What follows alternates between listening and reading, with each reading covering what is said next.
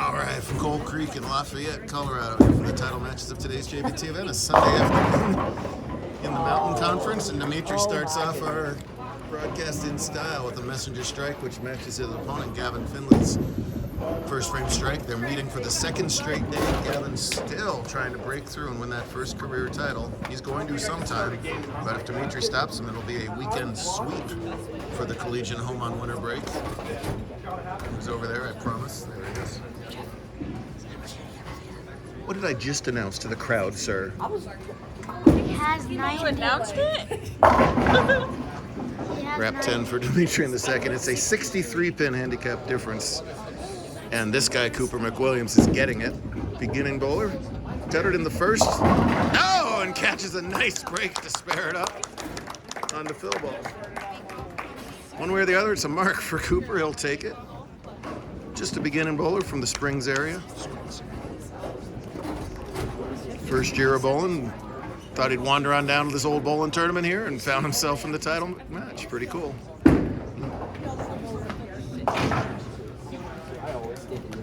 Excellent.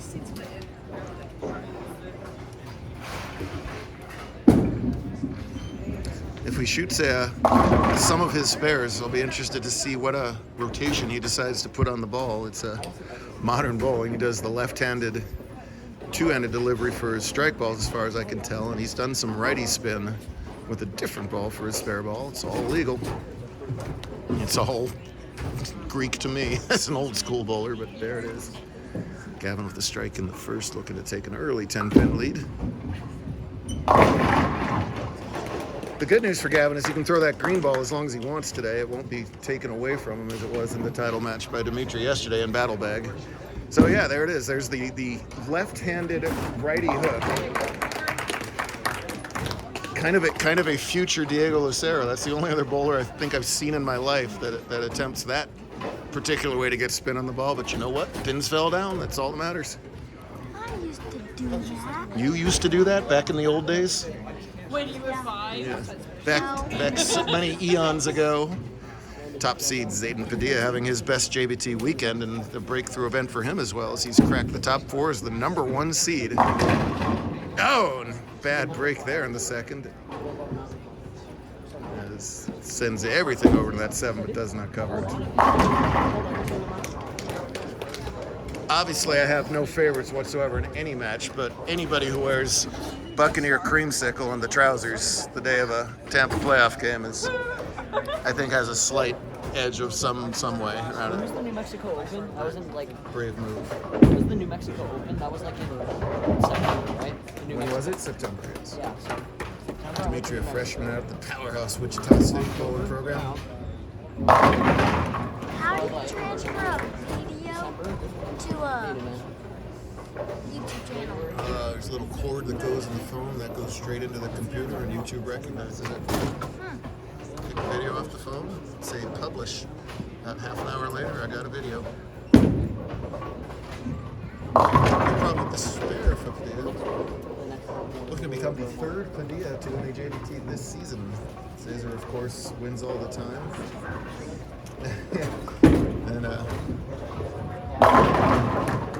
And Luis's brother won the tournament in Tucson this year, but he is everywhere.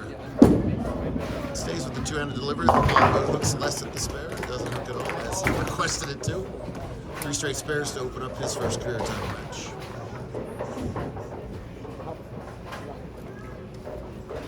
Thanks to Chris and the whole crew here at Cold Creek for having us. Roll out the gray carpet, but believe me, it's a red carpet. They couldn't treat us any better, and our bowlers. Nope, we got a standoff. Who's going to throw the ball first? Cooper's.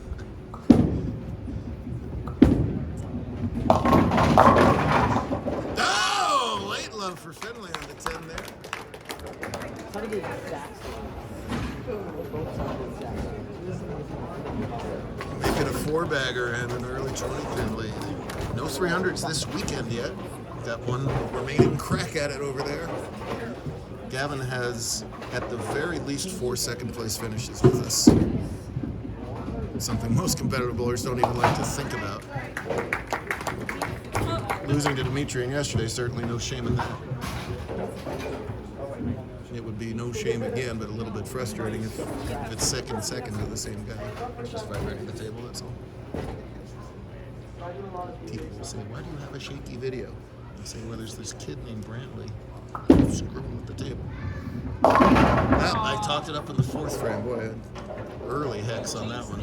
I really did, early on, too.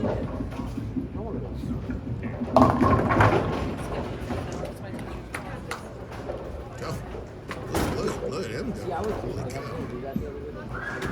Playoffs going on right now. Tampa Bay starts an hour and a half. We'll hustle this thing. I've already told the bowlers not to tie today. Tougher spare for Cooper. You got that sleeper back there. Let's see which direction of spin he chooses. It's the one I would have chosen. Oh, it's got a chance. Oh, wow. That would have been a crazy way to make it. Oh, there, it almost tilted the 7 into the 8. Said it's back-to-back opens and an early opportunity for Zaden to take advantage. Handicap matches that are close, like Xavier and Wesley in the first game, have a different vibe than the ones where it's a wide difference in the bowlers' averages. In either case, you've just got to bowl your own game. You can't control what your opponent's doing. Boy, second time in a row, a good shot, light hit, doesn't carry the 7 for him. Meanwhile, Demetri's string ends at 2, and he's got a tricky little spare to shoot at. Demetri and Tyler both said that this pair was a little bit squirrely. Tyler said good luck to both of them getting 3 in a row going. That ended already in 3 in a row. Let's see how Richardson chooses to go about the bucket, throws the plastic at it. Couldn't do it any better than that. Tour takes our last week off of the season. Nothing but tournaments the rest of the year. We're in Laughlin, Nevada in 2 weeks, Salem, Oregon in 3, and Palm Springs for Super Bowl weekend. It'll just be another Buccaneer game, basically. Demetri crawling on camera. He gets the light hit to tick them all down. Trails by only 7 now as a result of that Finley Open in the 5th. Let's see if Cooper can recover here, working on back-to-back opens while Zaden finally got his first strike. This looks a little right at target to me. It is. That slower ball speed with all that two-handed rotation leads to a crazy angle of entry when it hits the pin, so you can leave some wild combinations when you miss.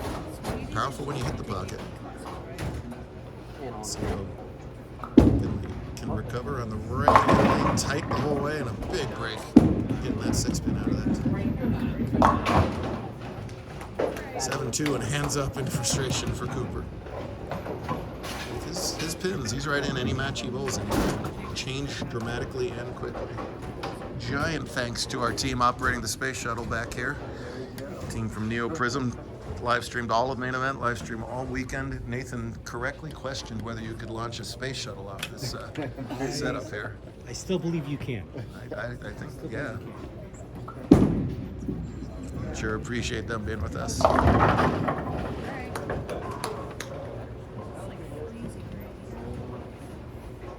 Cannot let the easy spares get away. 7-pin, he should get 100 out of 100 times, which he does. Gavin's brother Lucas is making a living off the main event tournament, which we just finished up 2 weeks ago. A win and 2 top 4s the last 3 years. That's well over $10,000. Should be well over $400 for each champ today, too, with a nice turnout. Look out! Woo. Covering all the boards. I thought it was, too. Once it started the turn right, I thought it was just going to go perpendicular right. Did not happen. Giant chance for Padilla right here. He's been bowling with us plenty and put in his early struggles, as many people do. He fully realizes how hard it is to get here. So you'll see him walk on the camera as well. Come on! Oh, it does fall over. A giant break for Zaden there. Successful Zadens all over the place today. Tonicini made the cut. Zaden in the title match. Successful Xavier's all over the place today. Earlier in the step ladder, it was Wesley Ford beating one of them, Xavier Provencher, in round 1. Cooper got by Wesley in round 2 to set up where we are right now. Looking to capitalize on the Brooklyn. No! begged for the ball to wheel. It does, and a great shot means another ringing 9 count. Ringing 10 this time. Demetri for the lead. Yo. Both bowlers kind of on top of each other playing the same line as inexplicably the hands go up for the 5 pin. Of course. In the seventh frame of the title match. These guys have been knuckleheads today in the best possible way. The 21 and 2 finished up last. They waited for other pairs to finish just so they could turn it into a mini college tournament, which means loud noise on every shot. It was great. They were blowing off some steam after a long, tough weekend. It was actually a lot of fun. I'm sure you'll see some tapes floating around the interwebs of that 10th frame. All right, let's see if we can get Cooper back in the marking path here. 70 through 6th. That's a better shot. Ah, goodness gracious. Body language tells the story. He's like, oh gosh, can I just break this up? Second in a row light hit. That's a big 8-pin that just fell out of that. 4-8's a nasty spare. 4-pin he'll very likely make. If you're Cooper here, get your 2 pins. Don't do anything flashy. And it's still...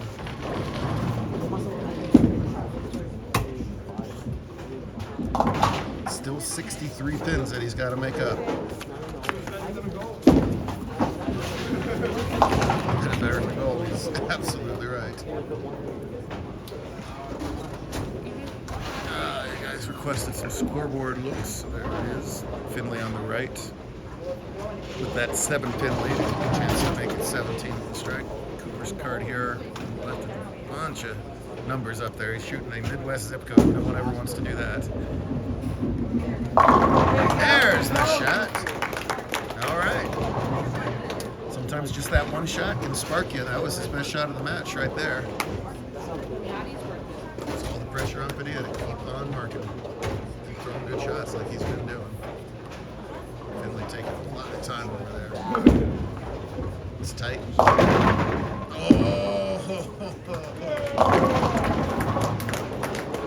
In his run of second place finishes, he's had some of his opponents throw big games. He's had some of his opponents catch a break or two. That was the break for Gavin right there as the 6-pin just collapses over there. Brent is hilarious. He thinks I don't know what's going on. He's getting his camera time. Well aware of these things. Beautiful response from Cooper getting the strikes. And he comes back with a double. Kind of the key shot here for McWilliams. Ever find a way to double. The possibilities will be endless. Oh no, but right after that great break, he gives it back in the 9th frame open. Yikes, Gavin. Oh, stay on the lane. No. But he spared up the last time he got her, so he can do it again. He won't lose any count, if so. Title matches are different creatures, aren't they? As Cooper's finding out live. They're a whole different thing. We're back here talking live streams. Gavin should really get the 2 pins here and just see the way it sorts itself out. No hero ball. Smart move getting the 2. He's on a strike. Recovery shot for Cooper. Does not mix it up that time. All right. So 104 through 9, he's getting 63 pins, so make that 167 through 9. Today has actually made up the handicap difference. Just have to not have a disaster in the 10th. Speaking of, Demetri only trails by 3 all of a sudden. Oh my goodness. Tyler Close is, he said, good luck carrying on this pair. So far it's coming through for Tyler Reed. We're in the scratch finals. No. This guy, John Vandermeer, making the finals, but losing a close match in round 1. He also lost U17 to Gavin, but a good showing for John. Demetri has no problem in the spare. 124 now the best Cooper can do, plus the 63 would be 187. Zaden's just going to need a good count. Let's see if McWilliams can go spare strike here. Oh, hang on, ball. That's not going to stay, is it? Ah.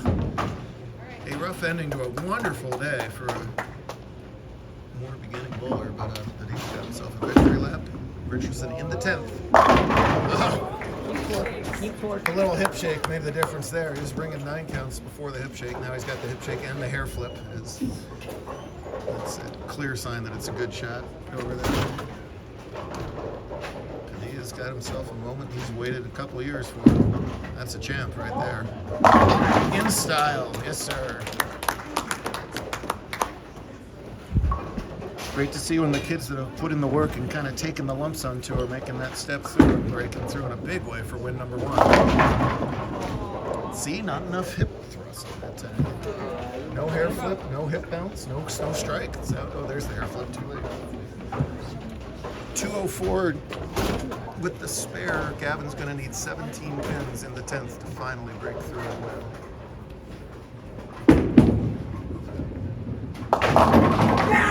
Yeah, he knows it now, doesn't he? He wanted to be very sure about the math before he got it. The first one was plenty. The second one is okay, I can let off some steam right now. Gavin is not the noisiest person in the world, to say the least, but I wonder you might hear the same burst out of him if he finally breaks through for a win. What am I sitting in? Chair. Something. Thank you. Thanks, Bella. That's plenty. Nice game. 233 over there to win it all. Gavin's moment strike will seal it. Tie. Oh!